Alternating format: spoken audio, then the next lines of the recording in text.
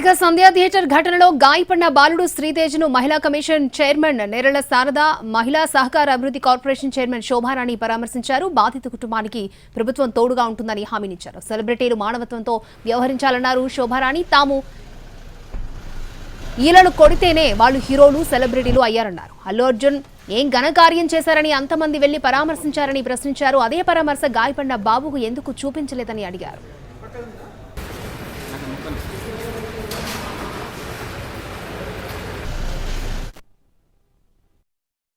కానీ అక్కడ అల్లు అర్జున్ని పరామర్శించుకున్నారు, వేరే అభ్యంతరం లేదు. కానీ ఒక్కరైనా కానీ అక్కడికి వెళ్తున్నటువంటి ఏ ఒక్క హీరో కావచ్చు, ఏ ఒక్క పెద్దవాళ్ళు కావచ్చు, అరే బాబు పరిస్థితి బాగుందా లేదా, మేమందరం కూడా ఉంటాం, బాబు కుటుంబానికి మేము అండగా ఉంటామని ఎందుకు ప్రకటించలేకపోతా ఉన్నారు? ప్రకటించాల్సినటువంటి బాధ్యత మీకు లేదా అని చెప్పేసి మేము అడుగుతా ఉన్నాం. దయచేసి హ్యూమానిటీతో ఆలోచించండి. మీరు సెలబ్రిటీ హోదాలో ఉన్నారంటే మేమందరం సినిమాలు చూస్తే, మేమందరం మీకు చప్పట్లు కొడితే, మేమందరం ఈలలేస్తే మీరు హీరోలు అయ్యారు. మేమందరం జేజేలు కొడితేనే మీకు సెలబ్రిటీ హోదా వచ్చింది. దాన్ని మర్చిపోవద్దు ఎవరు కూడా.